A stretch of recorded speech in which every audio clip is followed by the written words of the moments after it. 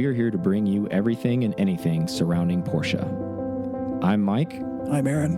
And this is PCar Talk. Welcome to another episode of PCar Talk. I am Mike. And I'm Aaron. We are back in the studio. We are back from Atlanta, back from our travels. We are here, back home finally. And we got a interesting episode. It's packed. We got a ton of stuff. We got a new sponsor, obviously. It's a new month. So let's talk about that briefly for a minute. So our sponsor this month is going to be TrinityEastLakeRealEstate.com. Basically, Lori and David Crawford. They're real estate agents in our area. It may sound a little awkward, but I'll tell you why they're good people to listen to, because David is obviously a car person. He's a 911 guy. He went with us on the drive. So if you've watched our video of our recent vlog that's come out, we have a video of me pointing out how much his scumbaggery is with his blue tape on the front instead of having PPF. Great ingenuity, not the prettiest thing in the world. So he's definitely a Porsche guy, and they're real estate agents. They're certified in Florida and Georgia. And the reason why we bring them up is because they're sponsoring this month. They bought the GT3 RS Technics Lego package, which is $350. They sponsored. We're giving that away to you guys, the club members that are PCar Club members. And that's happening at the end of the month on our live feed. So thank you guys so much for TrinityEastLakeRealEstate.com. Check them out. Again, a reason why that they're so great is they're car people. And I know I've been through, so I'm going to share a story. When I was buying my house like 10 years ago, I went to a real estate agent and said, hey, I'm looking for at least a 3-car garage, and this is what I want because I have cars. So guess what? We were showing up at places that had 1- and 2-car garages that were huge places, and I wanted to strangle her with my hands. It was so frustrating. David and his mom listen to people. They sell luxury homes. They're selling for a lifestyle. They're selling for car people. And if you tell them you want a 4-car garage, they wouldn't dare bring you to a place with a 2-car garage. And say, you could just add it in. They're not those kind of people. No. They're not moronic like most real estate agents. And you know who I'm talking about. And if you do it for a profession, I'm sorry, I'm not sorry. Because it seems like there is a communication breakdown because they don't listen to the people that want to give them money, which is asinine to me. But enough about that. Definitely check those guys out. They're giving a monster giveaway. Again, that's $350 worth of value. All you have to do is go to pcartalk.com under virtual membership, become a club member. You can do the base membership even. I'm not going to hate on you for bottom dwelling, but go for it. But I encourage you to do the RS membership because you're going to get the most back with that. And honestly, at the end of the day, when you become a member, that actually helps us out a lot with our travel.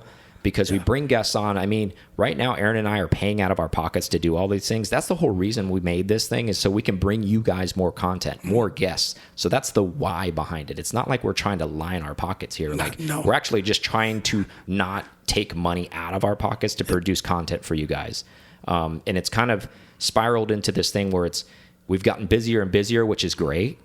But at the same time, it costs more and more money to go to more and more events. And it is fun for us, but at the same time, we are working at these events. So for you guys, if you guys could do us a super solid, go on there, check out this real estate company, help them out, help us out, help out the people that are providing you something that you enjoy, something you would listen to. I'll get off my soapbox here in a second. I know I do it a lot, but it really, really is important because I know a lot of the listeners are very dedicated, and we really appreciate that. And we see the download numbers, and we're so thankful for that. And I'm not being, overlooking that by any means. But the correlation for the people that are listening that have become members, it's the execution. There is not a lot. And I'm being just totally blunt with you guys. I really wish if we had 50% of the downloads that were actually members, you guys would have so much more content and so many more guests, and we could travel a little bit more, even maybe internationally. But that's not even the case. So I'm asking you. I'm calling a call to the force. It's the holiday season coming up. Make your significant other buy you a membership. Maybe buy yourself a membership as treating yourself to help us out. And it's not even just you're giving us money. Like, get on there and read. There's a testimonial on there from Sean from Rent 11 as well. It explains it. Just get on there, help us out.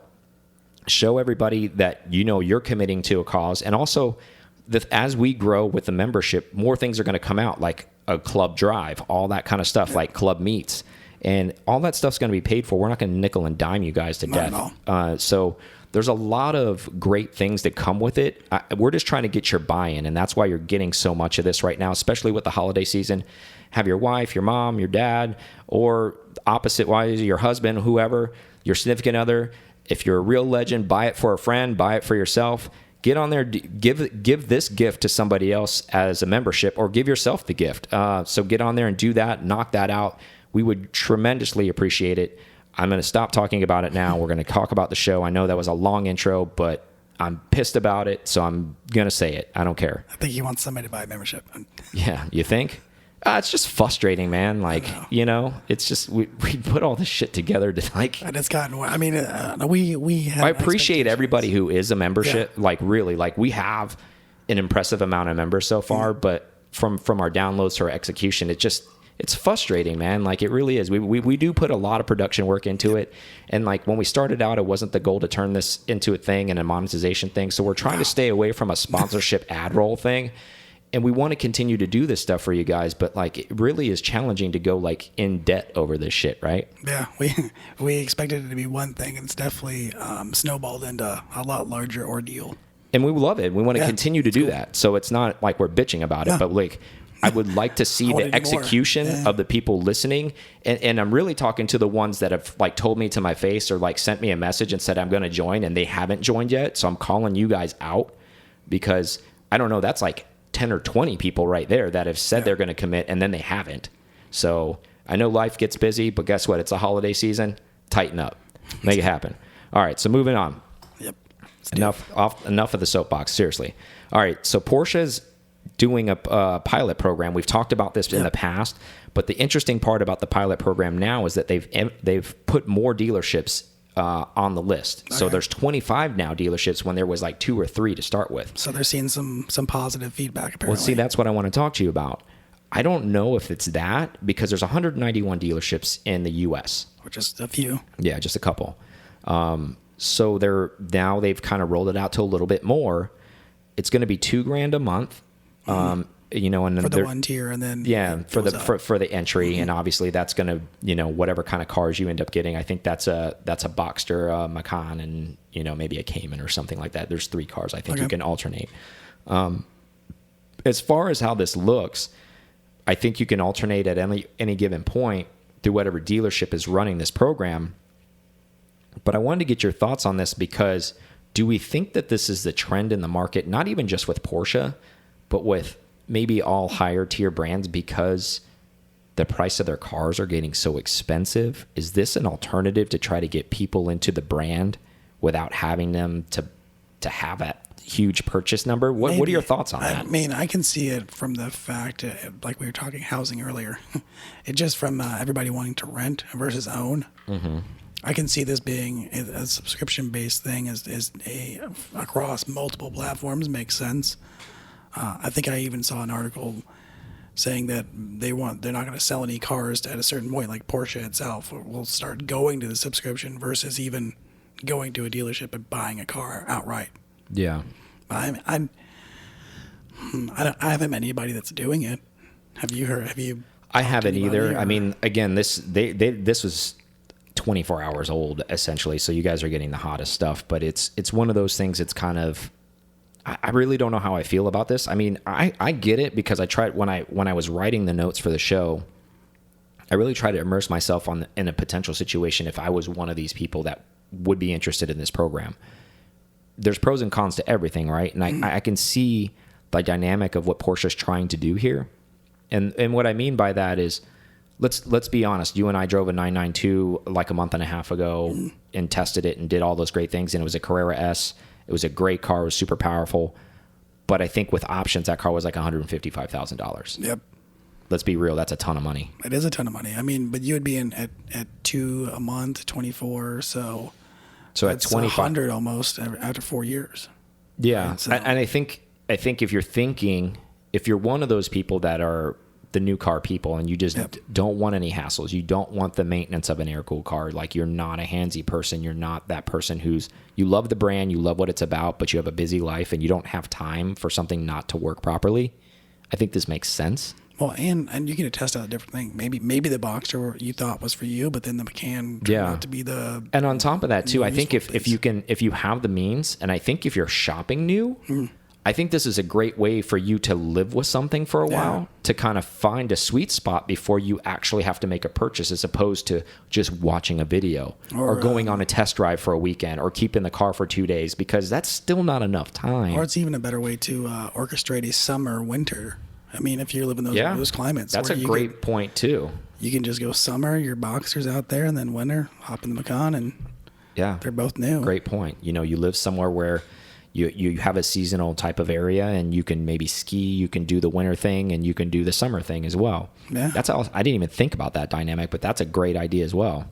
That's maybe where their head's at. I mean, and it's a way, I would imagine that's got to be way better than any lease structure, the way that is. I mean, and I think that's a major con in this situation. I think if, and a lot of Porsche people are very smart with their money for the most part.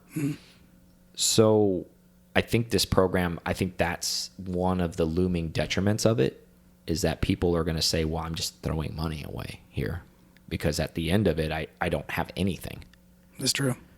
However, circling back, maybe you have a car allotment with your job, and they're paying for a portion of it, so it doesn't really matter. Or maybe you live in a city, and I don't know. I mean, this obviously is appealing to somebody. They do the R&D. They're not just going to roll this out and see what sticks. Yeah, I don't see. And the whole purpose of me bringing this up, I think it's interesting because it's still coming out. Do you think this is just a sign of the times, or do you think this is a trend? Do you think it's just going to be here for now and then it's going to go away? Do you think this is... Well, it's never been done, so they have to... I don't think they... You know what? Maybe they didn't even see... Not that it's successful, but maybe the 3 dealerships wasn't enough scale to get numbers off that yet. Yeah, maybe it was hard for them to quantify off of 3 places, right? So maybe they said, okay, let's do 25 places and see if we can get some type of numbers to quantify this. Across the whole United States. Because to be honest with you, that really isn't a good way to... you need more data. You need more regions, because maybe they'll tell you that region's really good and that one over there sucks. Yep, and then where to put your cars at too, because what if you need X amount of Boxsters or 911s in California and they're just not doing the SUVs? Great point. And and also the population of the area is going to dictate what the need of that is going to be as well. I mean, you're not going to have a Porsche dealership that maybe has a populace that can reach out to 100,000 people, and of those 100,000 people, you maybe have 200 customers. I don't know how effective that's going to be to house and maintain cars for that group, as opposed to maybe you can do a metropolitan area where you're going to have 5,000 customers instead of 200 customers. So I thought it was interesting. I thought because they're rolling more out that we're going to see more and more of this. I guess the good news, I guess it is good news. I don't want to say bad news. Long term, I guess if you're still a new car hunter, there's probably going to be a lot of cars that are going to roll out of this program that are going to be CPO'd, that you can buy used, probably at a significant discount compared to new, and they're going to be maintained properly through Porsche. Yeah, is there? I'm sure you've seen it. There's no option to buy at the end of it. Maybe you had the Macan the last bit of your time. The article didn't get into it. I'm sure if you're one of those people at the dealerships that offers this, you're going to get all of that information. As far as what I could gather from my research, it was kind of high level. It was more macro view instead of, okay, I'm in the weeds. You're going to, if you go over 2,000 this month, that you're going to get hammered. Exactly. We didn't get all the data there, but that's what's going on with that. I just wanted to kind of get your thoughts on it, because I know you kind of like new stuff more than I do. So, I do. I mean, is this something you think you could ever foresee yourself doing? I don't know. I'm kind of like a line of sight person. I would just be, if I was going to get a 911, I'm going to get a 911. I'm not going to be. I don't think the subscription model makes sense financially in my head. Where it would have to be. I don't know. Not for where we live. It doesn't make sense. If I lived in somewhere where I may need a winter, if you had disposable income, would it make sense for you? Sure. I think I would do it just because it's going to be, the maintenance is covered. It's new. The insurance isn't. The insurance there is a lot of nice perks to it, right? So I think it really just depends on where you are in your life and what your life goals are. Because if you think about it, technically, I guess if you have children, obviously they're not going to be children forever. and maybe you want to drive something new and you have the means and you want to go on family vacations and you need to mix and match both. I think maybe this makes sense, right? Because like you said, maybe wintertime comes, you're doing the family thing, you need an SUV. Summertime comes, mom's got whatever she's driving or dad's got whatever he's driving, and mom's going to take the cool car or dad's going to take the cool car or something like that. So I don't know. I see pros and cons to it. And then maybe at the end of that life cycle, when children are left or whoever you're taking care of is left, you buy the car after you, not that specific car, but I'm saying you've tested enough. Figure out what's your style. And you know what you like. Maybe you think you're a 911 guy, but at the end of the day, maybe you're a Cayman person. And you just didn't know it yet. Or vice versa. You thought you were a Cayman person and you're really a 911 person. Vice versa. Who knows? Or maybe you're neither of those. Maybe it was the SUV they got. Yeah, maybe you want the Macan Turbo. Yeah. Who knows? All right, so enough on that topic. I just thought it was interesting. I want to see your thoughts. I knew you were a new kind of car guy, so wanted to see what you thought about that. So another thing, going back to Porsche selling more things. Get the theme, it's a selling episode apparently, huh? So I didn't deliberately do this, but here we go. Just worked. Porsche is opening up online sales in Germany, so you can buy a car on their website now. You don't need to go to a brick and mortar to buy a car. They're opening that up to their German residents to see how that goes. Does that sound like anybody we know that doesn't have a brick and mortar type of place that sells cars? Anybody we know? I can't think of very many. Me neither. The T-bomb, huh? So, but you guys get the point. Yeah. So I thought that was also interesting. So I have a couple questions surrounding that. The reason why I bring that up is, again, is this a flash in the pan, or is this going to be the trend across the board forever now? So where you can not have to go into a dealership and you don't have to build a relationship anymore, and you can just buy from the AG group. Well, I mean, that definitely, I guess it helps one side out. I was going to say, what does that do to the dealers? Percentage-wise, I mean, it goes straight to them. That does what. Why do you need a dealer at that point? Or, I mean, you would still need touch points for services and stuff like that. Of course. So that's where they're going to make most of your money. It's not beyond. And that's where they're doing it anyways. So, yeah. I mean, most dealers are doing that right now. Most of their generated revenue is from service. Also, I mean, you would still have to interface with somebody getting the car at the dealership. So as far as storage goes, that's where they would be. They would need those guys there. Sales, that's a tricky spot for the sales guys for sure. Yeah, I think there always will be a need, but I think maybe that profession, at least in that industry, may be dwindling. So. Yeah, I mean, for this, going to anything we do, if you have to deal with a person, do you get upset that you're dealing with a person, or do you prefer to deal with a person? Yeah, I really think it's generational, I think, at this point. And maybe they're just trying to play both sides to see where... And Porsche, they're trying to stay ahead of the trend. Yeah, which I can applaud them for that. The next thing I have with this whole opening up online, which is interesting, they didn't get into details with this, but I want to let our imaginations run a little bit. Okay, it's running. So, say I'm sitting at home. This is offered in the U.S. I have the means, and I want to buy a GT car. Okay. Can I buy one online, or do I have to buy it at the dealership? Because now I have a relationship, and there's only so many allocations out there. How does that work? Taking away those percentages or those markups. Man, this might be a ploy. Remember, they said that they were going to try to do everything in their power to stop that from happening. What if the GT cars are only offered online? But here's another thing that I thought about too, because this is how stupid my brain is, because I keep thinking of, because I play devil's advocate on everything. Okay. What if there's a broker out there that has the bank account big enough, and then that bastard allocates 30, 40 GT cars himself? Now, is there a limit to what you can buy? There has to be. Yeah, but I mean, at the end of the day, there's people that have the funds, can do whatever the hell that they want. So how are you going to limit that person? I mean, I guess that person already has a connection somewhere where they can just call the AG office and be like, hey, I'm so-and-so. They're like, oh, okay, yeah, you get 100 cars.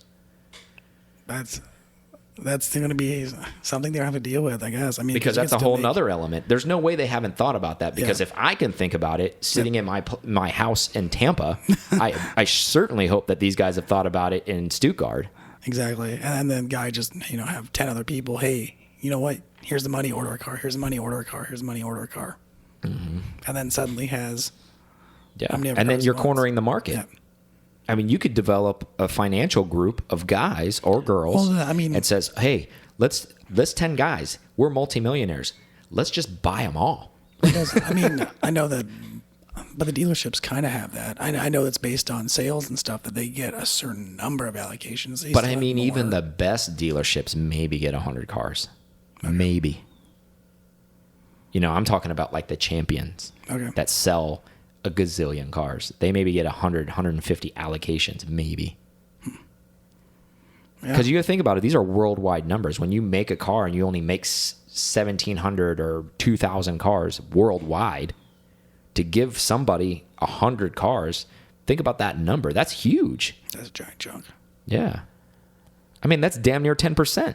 I wonder if they would keep the GT experience maybe personable, where you have to come in and interact. I think they are. Like, I know, like we're imagining things right now. Yeah. And the reason why I brought that up is I think they're going to force people to still go into the dealership to buy the special cars. That's what I think. It's going to I think this program, and again, the details aren't out there yet. This thing is super, super new. This just broke. I think what they're going to do is, I think that's for their bulk sale. Yeah. And that's my opinion. I'm just guessing. I'm basing that on nothing but just guess about just what I know about Porsche as a company. I think they're going to be very protective of all the specialty cars, and they're not going to leave it to chance and put it on the internet for whoever decides to click first. Yeah, they're probably really, like you said, projecting for when they have a full EV lineup. Exactly. I think that's what this is. I think this is what this is for. I think it's for if you want to, like, I don't want to call them a fleet vehicle because that's not fair, but you get what I'm saying. Like an SUV or something that's not in a GT lineup. It's more common. And not even limited to just GT. You probably couldn't even buy a turbo this way. You probably couldn't even buy a Turbo S this way. There's probably a dollar amount. Yeah, there probably is like, look, these are the cars that are offered. If you want one of these and you want to do the internet thing and you want to spec your own thing at home, this is what you can use. The rest of you guys are doing this. But do you think that at the same time, is it kind of convoluted at that point? Because now the brick and mortar is focusing only on the special cars? Yeah, but I mean... Because then how do you bridge that gap, right? Because if say you're a person who's in a position that you love Porsche, but you're not in a position to buy GT cars, does your online loyalty transfer to the brick and mortar? Because maybe they haven't seen you for 10 years, but you've been a Porsche owner for 10 years because you've bought 3 different SUVs, and now you're ready to go to a GT car. Do you get any credibility there? Because they're like, oh, you bought 3 cars online. That's great. But, we're... where is he getting them serviced? Or is she getting them serviced? That type of thing. And imagine you made me think, too, if it starts getting customizable, are they coming to the dealership for that?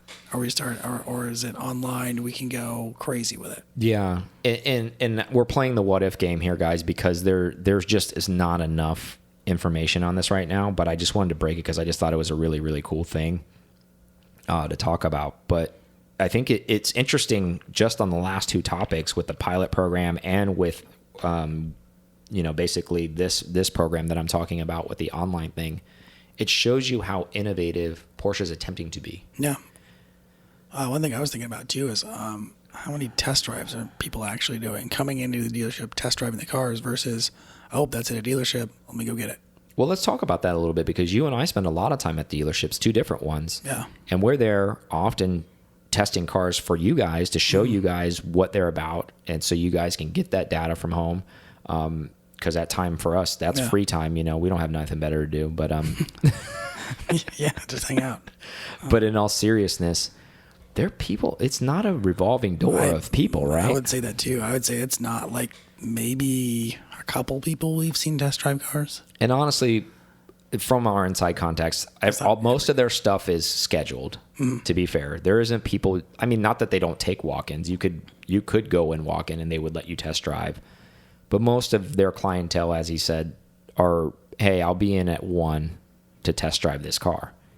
And they set all that up prior. So there's a little bit of, upper treatment there and it's because it's not your traditional run of the mill, dealership where people are just like, oh, hey, how's it going? Guys are out there wheeling and dealing and trying to sell you the cars off the lot type of deal. So I think there's that too, because the type of clientele that's there. Interesting times, needless to say, what's happening here as far as the trends and all that kind of stuff that's going on. Yeah. But yeah, great stuff there. Let's take a quick break and then we'll come back with some interesting hypercar news. And then we have a road and track article to talk about. And then, and then we'll get out of your hair. All right. Thank you guys listening to PCar Talk so much. We appreciate you guys so much. I can't say that enough. Please go to pcartalk.com and check that out. We have a virtual membership on there. We are on there on Tuesdays meeting with you guys. Become a virtual member. We would solely appreciate that so much. Also check us out on YouTube. We release videos on Mondays, Thursdays, and Fridays. Help support the channel. Everything we're doing is trying to bring the community closer together. We definitely appreciate that. Also, when you go onto YouTube, if you could subscribe, maybe pass it along, make a comment, we really appreciate that. Again, circling back to pcartalk.com, there is a newsletter created on there. Please put your information in there. That way we can keep you up to date on anything that's coming forward and anything that we're going to be doing moving forward and all the exciting things that are coming out. And again, the virtual membership is on pcartalk.com. Now back to the show. We're back from break, and we have some more stuff to talk about. So rumor news. It's kind of a rumor, but they announced it, so I don't know if it's a rumor. I guess it's a rumor to see if it comes out all the way through fruition. Remember Gembella? Yeah, way back in the day. Yeah, they've been around for a while, right, doing body kits. They're still around. They still do stuff. There's still Gembella kits and stuff like that out there. Why this is significant is they have announced that they are making their own hypercar. And they say they're going after the likes of Porsche, McLaren, and basically Mercedes. And when I say they're going after them, I'm like talking 918 territory. I'm talking basically Project One from Mercedes territory, the new McLaren Longtail that's coming out, where they're making like 50 of those cars. And they're saying it's going to have over 800 plus horsepower. It's going to be a carbon fiber car. They should be debuting it in 2020. The reason why I think this is interesting is because I just wanted to do a little bit of hypercar talk. Not that you and I will ever be in this category, and I can't speak for anybody else who's listening.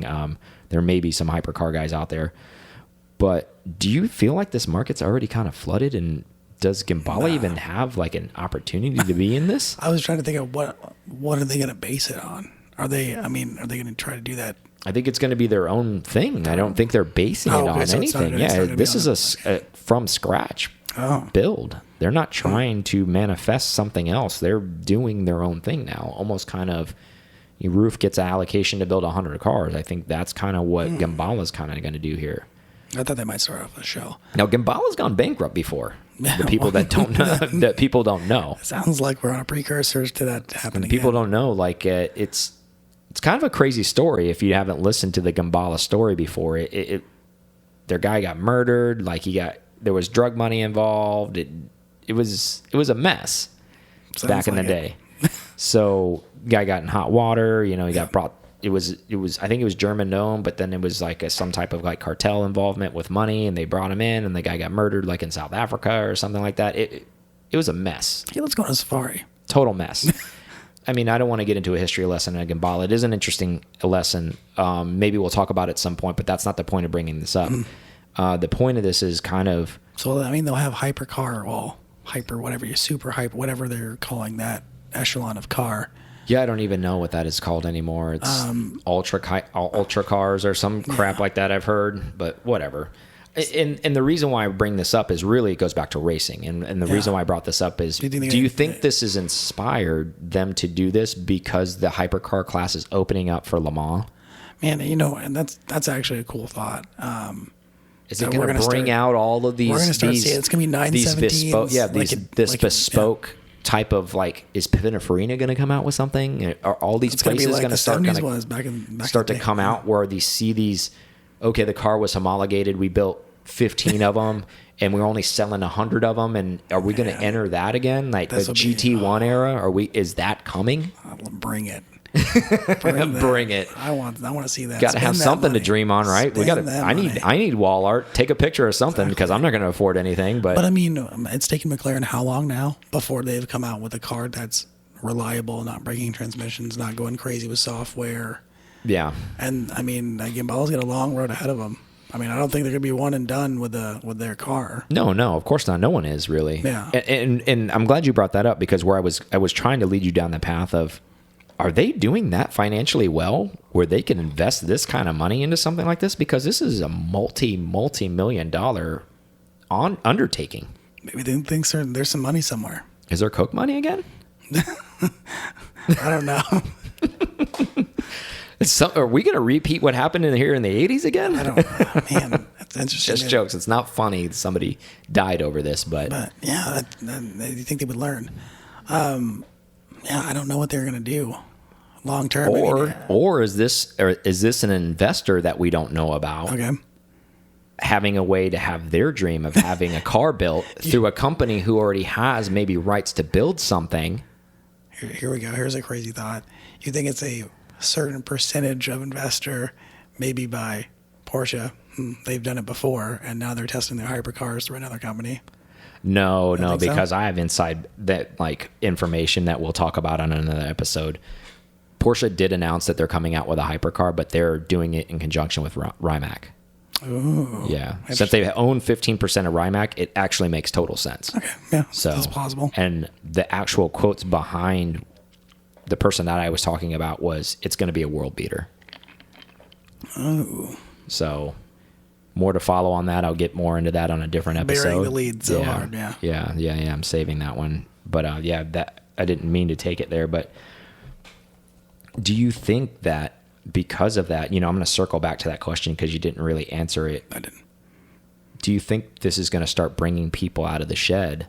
I hope so. That are going to race maybe in this class? Because remember, you don't have to homologate, that many cars to race in this series.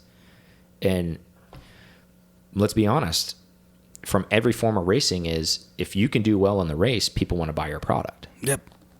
So maybe is this their opportunity? Racing. Yeah. I mean, it's definitely a shot where they could make some money if they're good at it.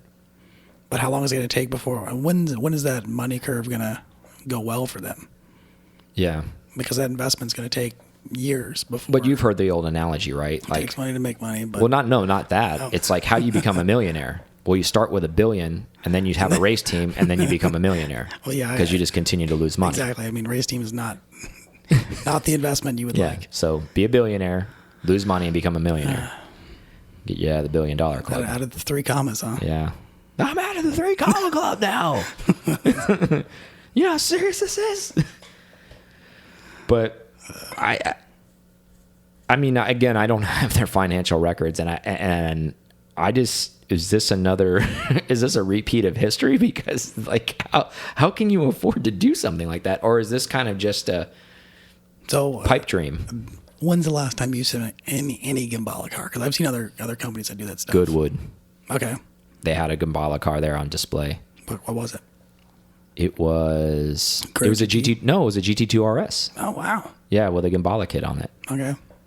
It was not my flavor, but kind of a little overdone, huh? I don't know if that's the vernacular I would use. Different. Okay. And clearly there are people that have that kind of taste because there are different people out there. Yep. So not my flavor, but that doesn't mean that what I like that anyone else is like. It's true. But back to what I was saying, I think it's an interesting time because and even though, sneak peek that Porsche is leading to do that, and we'll talk more about that again on a future episode, as I said, they still haven't announced that they're going to compete in that class yet. So not enough track time yet. More to follow with that. I think that's interesting enough. Yeah, but I thought that was interesting, and the reason why that was interesting is because obviously Gembella has a big association with Porsche. Mm-hmm. They're known as an aftermarket tuner, and to be fair, and to give them accolades, they don't just slap a body kit on a car. They do engine work. They do things to the car. They pump them up. They do things. It's not some, ragtag operation. That's more of a holistic tuning. Yeah, it's not just a piece of it. And maybe the progression of their recovery from the bankruptcy and wherever they ended up and the bad decisions past have been made. Maybe they are in a financial situation or maybe they're reaching to make that next leap because maybe they are being risky.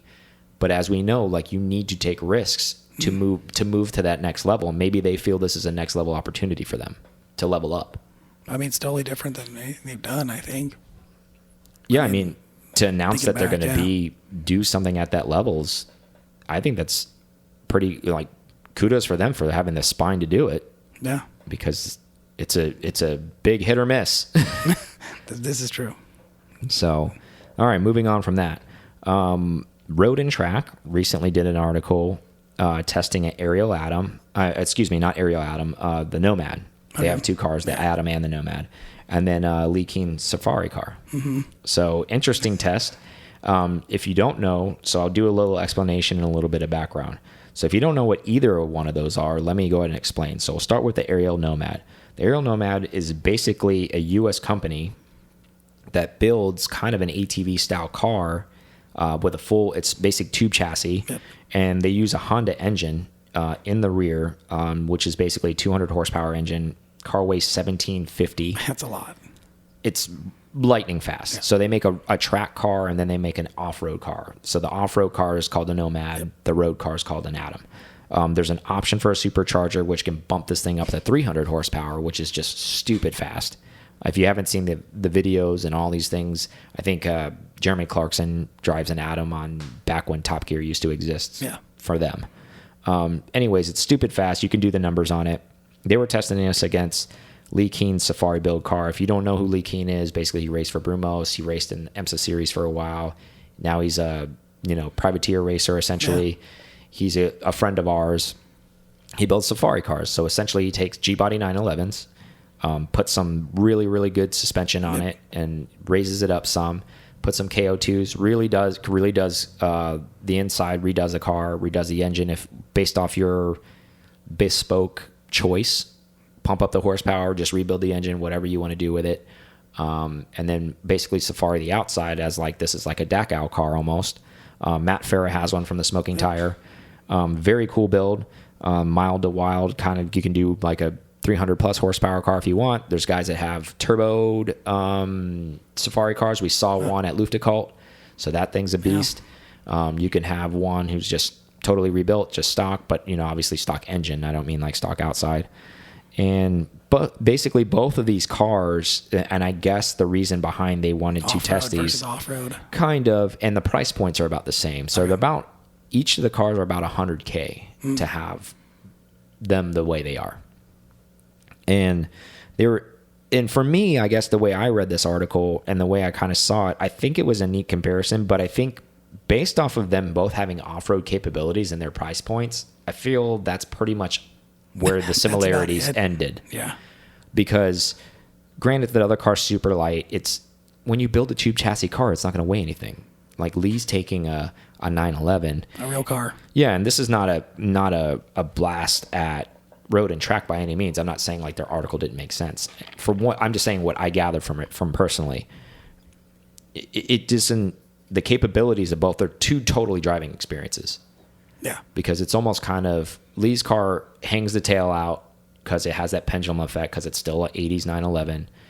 You're going to still get loose and all that kind of stuff. I'm not saying you can't do that with the Ariel. We have friends that have Ariel Atoms, not Nomads, and they're wicked fast cars and they do great stuff and they're very purposed for what they're doing. So the Nomad's purposed for off-road, roading and wild stuff and all that.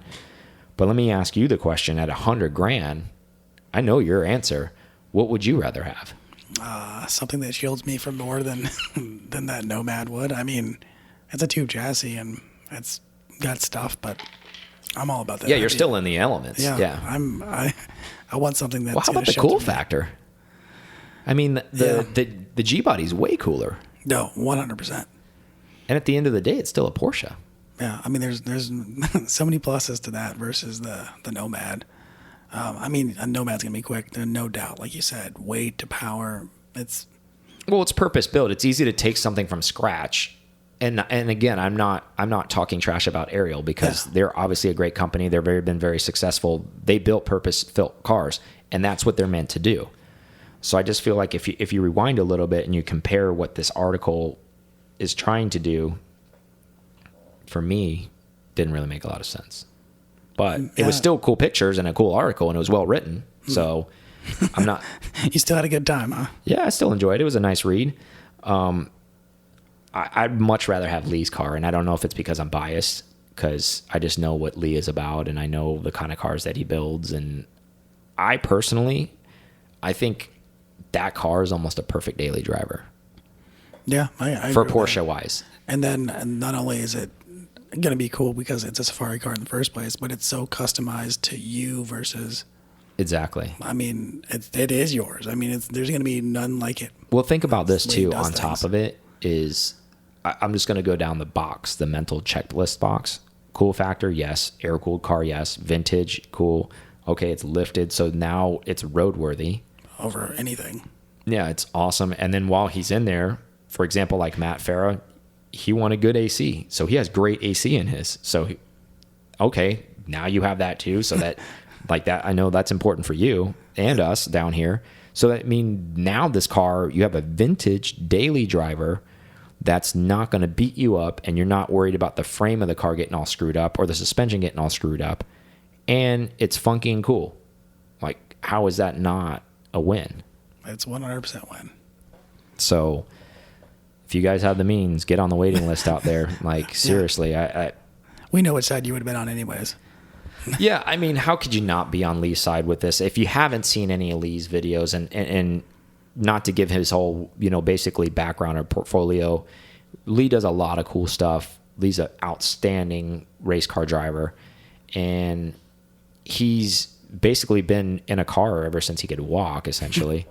Yeah. But he's put his own spin on the 911, and he put himself out there, and it's one of those things where he doesn't go out. It's almost kind of a word of mouth thing, which is kind of cool. But I still think there's a good amount of cars out there, and there's a healthy waiting list for him. Mm-hmm. He's based out of Georgia. He has some property out there where he goes out and thrashes these things. He gets people together, all the people that have bought the cars. He does like an annual drive, and they all hang out, and it's a very intimate experience.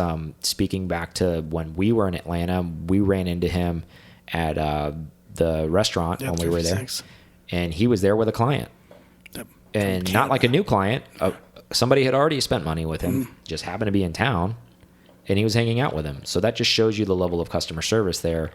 And some people are probably listening on the other end. It's like, oh, well, somebody spends $100,000 with you. You should do that. Well, guess what? Porsche's not going to take you out to lunch and hang out with you if you buy a GT car for them. You're going to pay for lunch, and you need a reservation. So to buy gas. Yeah. Let's just put it that way for a second. But I thought it was an interesting read. Anybody out there should definitely go check it out if you haven't seen it already. It was an interesting exercise, needless to say, as far as... Well, I mean, what else would you compare it to? Like, if you're going to take... I mean, would you go Safari 911 versus Safari 911? Because there's other companies that are doing that. They're not the first. I mean, I really of course. think that, I mean... I don't really know if you can... I don't know if that's a fair comparison all the way around, because I think each car does something different. Even in the Safari cars, like Matt. Like, I'm going to use Matt for an example. Matt bought his car, and if anybody who's listening doesn't live in LA and doesn't think about it, LA roads suck, like in the city. 100% agree.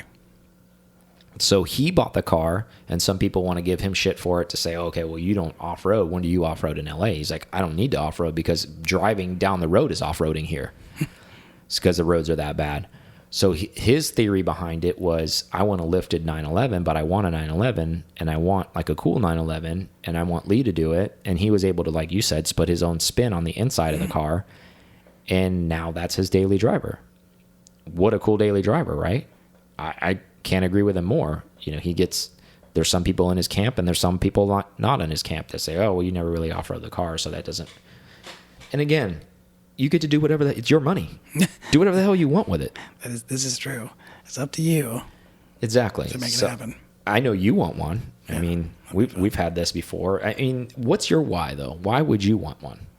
Just to be able to rip it up anywhere. Just not care. I guess not have the worry about it getting scratched or any, just driving, the ability to drive it anywhere. I guess it Clean or gives you dirty, that, it doesn't matter. it gives you that sense that this goes anywhere and I'm going to enjoy it. I'm going to have a good time wherever I go. Why couldn't you do that with your regular Porsche? I can. But I guess I feel like I get more rounded. But it changes your mindset, though, right? And I wasn't trying to trap you. The reason why it's almost kind of like it's okay, right, to do this with this car. It's kind of weird how it turns. You almost kind of turn the switch when you have that car. It's like, oh, this is okay to do this with this car because this was what it was meant to do. Yeah, it was built to I guess do it's this. giving you that permission. Like, yeah, it's okay. Yeah, it's okay not to wash it. It's okay to just leave it dirty forever. But I mean, he has a pretty thick clientele list. I mean, there's a lot of who's who owns a car. I'm not going to rattle down the list of who owns Safari cars, and we know quite a few of them. And as far as if you look at them and you break them down on a build sheet, it doesn't seem like it's so significant. But when you look at the sum of its parts when it's all together, it's really cool, right? Yeah, I mean, I would say it's the Singer version of a Safari.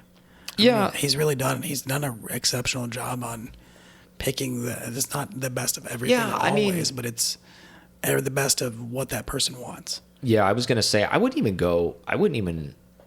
think that, I mean, not that Singer's not a great thing to be compared to, but I wouldn't even compare him to that because I would just call it a lifted bespoke Porsche. Yeah, okay. Because it can be as mild or wild as you want it to be with him, which is great. And I think one of Lee's things, and Lee, you can send me a message if you don't agree with this, but I know this is what he's said before.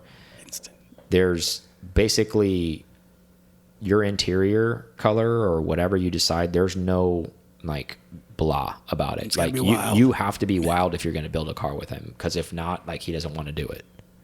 And I love that about him, where he's controlling his product, where it's like, look, I know this isn't for everybody, but I'm okay with that, because if you want one of these cars, I want you to, this is a fun car. Like, you need to have fun with this car. This isn't a car about, oh, well, what about the resale on this car? Like, what if maybe if I pick acid green inside, no one's going to like it if I try to resell it. He's like, I don't care. You shouldn't be selling this car. This should be your car forever. End of story. Yep. Game over. Dirt and all. Yeah. But interesting enough, you know, would you ever own, like, okay, so let's turn the page on this real quick. Would you ever own an Ariel Nomad? I don't know. I just feel like I don't feel protected enough. Not that, I mean, I could just use it whenever it's not raining or not muddy outside or. You don't mean from a safety like, standpoint. You just mean from the elements. Yeah, just from the elements. Not safety. Okay. Not at all. I mean, I'm sure it's fine. Okay. And I'm sure it's quick. That. I don't know. It doesn't have air conditioned seats. It doesn't have. And again, just the body shape doesn't do anything for me either. It's just a tube chassis. I mean, it's like a dune buggy essentially for me. That's where my mind goes. Not that it's that. No, I know you're not. No, I know. Like, it's fine. You're being totally honest, which I can appreciate. I could see with the resemblance what you're saying, you know, because that's what a lot of and I wouldn't call them a dune buggy because it's more of a sand rail. Yeah. Okay. Yeah. But yeah, I know what you're saying. Like, sand rails have that tube chassis, and you know, I'll usually just throw an air cooled V-dub motor or turbocharged, whatever you do on the back. But you know, that's a whole other topic. Sand rails are super cool too. But yeah, enough on that topic. Just thought it was an interesting thing. Go check out that Road and Track article if you haven't seen it. It's actually really super cool. I'm going to close because I know I bitched and moaned about the membership, and I'm going to close with that because usually it's the last thing you guys remember, right? No. But in all seriousness, go to PCarTalk.com. Go check us out on there. We would immensely appreciate your support. If you like what we're doing, help out the guys that you like what you're doing. We really would like to at least break even. It's not go into our pockets over the travel, and regardless and all the people that we bring on. How you can help do that is basically become a member. We give a lot of that membership money back to you if you get on there and read and see all the things that you get. I'm really challenging you guys. I really hope we see a spike in the membership. Don't let me down, guys. I really, really appreciate everybody who's listening. Again, we're just trying to get so many people. I mean, we have tons and tons of downloads, and we thank you so much for that. But we're just trying to get you guys to convert a little bit. And there's a lot of benefit there for you and us and everyone around. So this is definitely a team effort. So help us out, help you out. And we love you guys so much. And we will see you guys on the next episode. See you guys. Thank you so much for listening to this episode of PCar Talk.